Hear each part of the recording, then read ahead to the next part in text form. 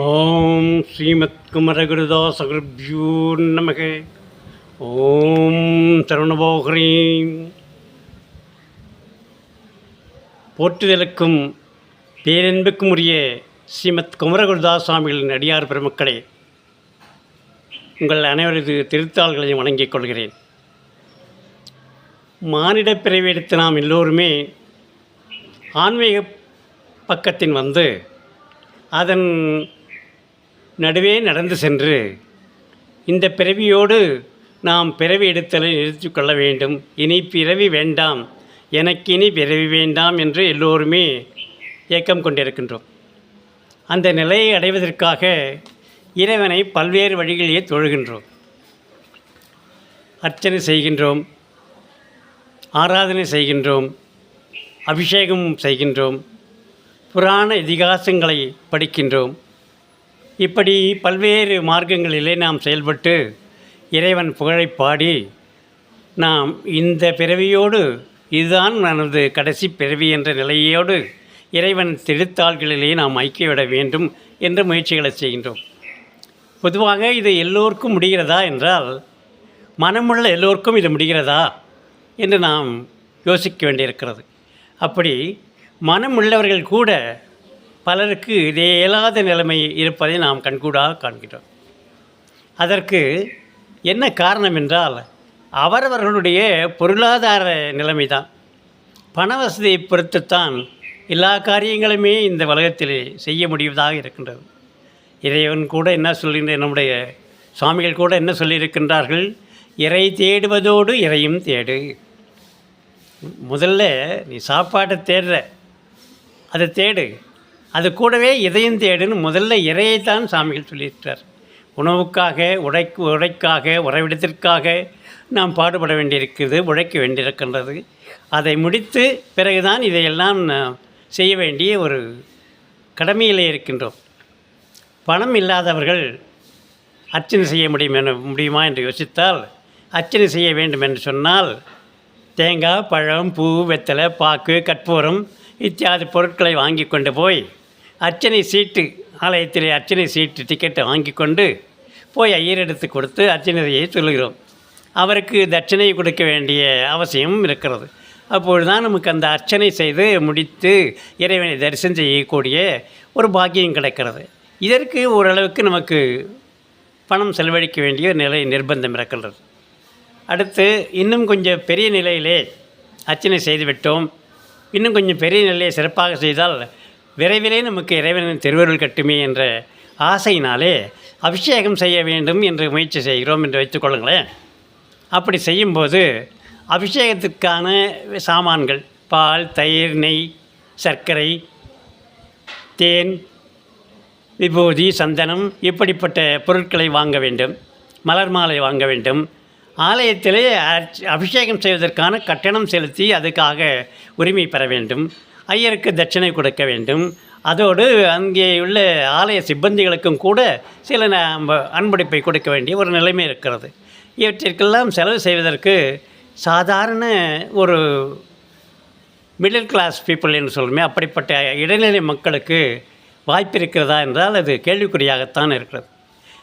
இப்படிப்பட்ட நிலை இருக்கும்போது எப்படி நான் ஏழைகள் இந்த பிறவியோடு பிறவி இல்லாமல் இறைவன் திருவடியிலே ஐக்கியமாவது என்ற கேள்வி வைக்கும்போது தான் அந்த ஏக்கத்தை போக்குவதற்காக கருணாமூர்த்தி கந்தக்கடவுள் பாம்பன் சாமிகளை இந்த பூமிக்கு அனுப்பி வைத்தார்கள்.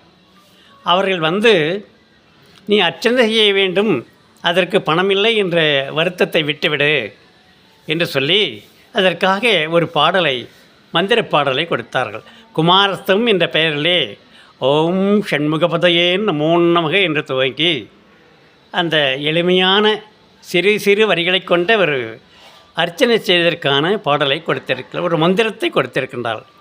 அந்த மந்திரத்தை ஆலயத்திலே நின்று எம்பெருமானை கண்ணார கண்டு தரிசித்தபடியே நீ ஆழ்ந்த விசுவாசத்தோடு, உண்மையான விசுவாசத்தோடு அந்த மந்திரத்தை ஓதினாலே நீ அர்ச்சனை செய்த பலன் உனக்கு கிடைத்துவிடும். ஆலயத்துக்கு கட்டணத்துக்கான தரிசனத்துக்கான கணம் வேண்டாம், ஐயருக்கு தட்சணை தர வேண்டியதில்லை. தேங்காய், பழம், பூ, வெத்தலை, பாக்கு இத்தியாதி சாமான்கள் வாங்குவதற்கான பணமில்லையே என்ற கவலையே இல்லாமல் நீ அர்ச்சனை செய்துவிட்டு அந்த பலனை பெற முடியும் என்று உறுதி கூறி பிரகடனம் செய்து அந்த பாடலை அளித்திருக்கின்றார். கண்கூடாக அவர்கள் வாழ்க்கையில் இதெல்லாம் நடைபெற்றிருக்கிறது. அது செய்தோம். ஓரளவுக்கு நமக்கு பொருளாதார வசதி வந்தது. ஐயருக்கு கொடுக்க வேண்டிய எல்லாம் முறையாகவே செய்வோம் என்று பால் பழம் மற்ற எல்லாவற்றையும் வாங்கி கொண்டு அர்ச்சனை செய்ய ஆரம்பித்து விட்ட போது, ஐயா மற்றவர்களெல்லாம் பெருசாக அபிஷேகம் செய்கின்றார்களே, நாமும் அதை போல் செய்தால் என்ன அப்படின்னு சொல்லிட்டு ஒரு அந்த ஏக்கம் வருகின்ற போது, அதற்கு என்ன செய்கின்றார்கள்? அது இன்னும் பெரிய செலவாயிற்று, அதுக்கு என்ன செய்வது என்று பார்த்தால் சுவாமிகள் அதற்கும் ஒரு வழியை வகுத்து கொடுத்திருக்கின்றார். அதற்காக பரிபூஜன பஞ்சாமிர்த வண்ணம் என்ற பெயரிலே ஒரு 5 திருப்பாடலை கொண்ட தொகுப்பை எழுதியிருக்கிறார்கள். அந்த பாடல்கள் எல்லாம் மிகவும் இன்னோசையுடைய வண்ணப்பாடல்கள். வண்ணப்பாடலுடைய சிறப்பே அதுதான். அது இன்னோசையோடு இயல்பாக பாடப்பட வேண்டிய ஒரு பாடல். அதற்காக இசையோடு பாட வேண்டும் என்ற பொருள் அல்ல, இன்னோசையோடு பாடப்பட வேண்டும். ஓசை இனிமையாக இருக்க வேண்டுமே தவிர ஆலாபனம் செய்து நீட்டி முழக்கி இசையோடு பாட வேண்டும் என்பது பொருள். இன்னோசையோடு பாட வேண்டும். இன்னோசையோடு பாடும் பொழுது நம்முடைய உள்ளம் இறைவன் திருவடியிலே நிலை பெற்றிருக்கும். இந்த பாடல்களை பாடும்போது அந்த ஒரு பொருளும் பால், தயிர், நெய், சந்தனம், கற்பூரம் போன்றவற்றை அபிஷேகத்துக்காக செய்யக்கூடிய பொருட்கள் எல்லாவற்றையும் வண்ணங்களிலே நாம் இறைவனை தரிசிக்கின்றோம். அந்த வண்ணங்களிலே இறைவனை பல்வேறு வண்ணங்களிலே தரிசிக்கும் போது இறைவன் திருவுருவானது நம்முடைய மனதிலே அப்படியே ஆழப்பழிந்து விடுக்கிறது. அந்த உருவானது நாம் வேறெங்கு சென்று நின்று இறைவாய் என்று கண்ணை மூடிக்கொண்டு அவனை அழைத்து நாம் அவனை தியானிக்க துவங்கினால் அந்த இறைவனின் திருவுருவம் பல்வேறு வண்ணங்களிலும் நம் கண்முன்னிலே நின்று நமக்கு ஆசி வழங்குவதை நாம் கண்கூடாக பார்க்கலாம். அந்த பாடல் மிக சிறப்பான எளிமையான பாடல். அந்த 5 பாடலை பாடி நாம் விசுவாசத்தோடு தொழுதால் அபிஷேகம் செய்த பலன் நமக்கு கிடைத்திடும் என்பது சுவாமிகளின் உறுதியான எடுத்துக்காட்டு. இப்படி பல்வேறு எளிய வழிகளை எல்லாம் நமக்கு வகுத்து கொடுத்து பெரிய பெரிய விழாக்கள் வரும்போது சஷ்டி வருகிறது, அப்பொழுதெல்லாம் கந்தபுராணம் பாடிக்க வேண்டும் என்பது ஒரு நியதி உண்டு. கந்தபுராணம் என்பது மற்ற புராணங்களை எல்லாவற்றிலும் விட மிகவும் பெரியது, ஸ்லோகங்கள் அதிகமாக கொண்டது என்பது எல்லோருக்குமே தெரியும். 1,00,000 ஸ்லோகங்களை கொண்டது கந்தபுராணம். அவைகளை எல்லாம் படித்து முடிப்பதற்கு ஒரு நாள் பத்தாதே, என்னுடைய வழிபாட்டை நான் நிறைவு செய்வதற்கு ஒரு நாள் கூட போராதே, என்ன செய்வது, எனக்கு வேறு பல வேலைகள் இருக்கின்றனவே, நான் இறையை தேட வேண்டுமே என்ற ஒரு கேள்வி வரும்போது அதற்கு ஒரு மார்க்கத்தை எம்பெருமான் பாம்பன் சுவாமிகள் அவருக்கு இட்ட கட்டளைப்படி, முருகன் இட்ட கட்டளைப்படியே வழி செய்திருக்கின்றார். அதற்கு என்ன மார்க்கம் இருக்கிறார் என்றால், அந்த கந்தபுராணத்தை படிப்பதற்கு பதிலாக நேரமில்லை என்ற காரணத்தினாலே முதல்வன் புராண முடிப்பு என்றதொரு பாடல் தொகுப்பினை வழங்கியிருக்கின்றார்கள். அந்த பாடலை ஆழ்ந்த விசுவாசத்தோடு எப்பொழுதுமே நான் அடியெடுத்து அடிக்கோடிட்டு சொல்வேன். எந்த பாடலை பாடினாலும், எந்த மந்திரத்தை தொழுதாலும், எந்த வழிபாட்டை செய்தாலும் அந்த விசுவாசம் என்பது ஆழ்மனதிலே நிச்சயமாக இருக்க வேண்டும். அது இல்லாமல் செய்யப்படுகின்ற வழிபாடு நமக்கு பலன் தருவது வாய்ப்பில்லை.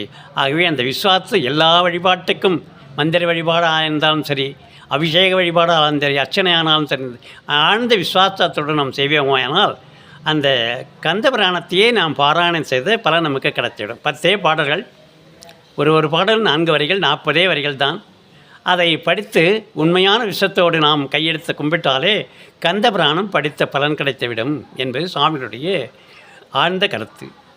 அதோடு அந்த கந்தபுராணத்தை படித்து நிறுத்தி விட்டதோடு இல்லாமல் கந்தபுராணத்திலே வருகின்ற சூரசம்மாரத்தின் போது கந்தக்கடவுளுக்கு உறுதுணையாய் நின்று படை நடத்திய நவ வீரர்கள் இருக்கின்றார்களே, அவர்களையும் நாம் போற்றி புகழ வேண்டியது முறை அல்லவா? அதற்காகவே சுவாமிகள் அதற்கு ஒரு 9 பாடல்கள், நவ வீரருக்கும் 9 பாடல்கள், ஆளுக்கு ஒரு பாடலாக 9 பாடல் கொடுத்திருக்கின்றார். அந்த பாடல்களை பாடி தொழுதால் கந்தபுராணம் செய்த பலனும் கிடைக்கும், படை நடத்திய வீரர்களை வணங்கிய நன்றி கூறிய அந்த பலனும் கிடைக்கும் என்று சுவாமிகள் நமக்கு எளிய வழிமுறைகளை வகுத்து கொடுத்திருக்கின்றார். இவ்வாறு ஏழை எளியோருக்காகவே, அவர்களுடைய ஏக்கம் தீர்ப்பதற்காகவே, அவர்களிடம் இறைவன் திருவடியை அடைந்திட வேண்டும் என்ற நல்லெண்ணத்தோடு முருகன் இந்த பூவுலத்திற்கு அனுப்பி வைத்த அடியார் நம்முடைய ஸ்ரீமத் குமரகுருதாஸ் சுவாமிகள். அவர்களுடைய வழி நின்று அவர் காட்டிய மற்ற பாடல்கள் எல்லாமும் படித்து நாம் உய்தி பெற்று நல்ல நிலை அடைந்து உய்தி பெறுவோமாக என்று கேட்டுக்கொள்கிறேன். நன்றி, வணக்கம்.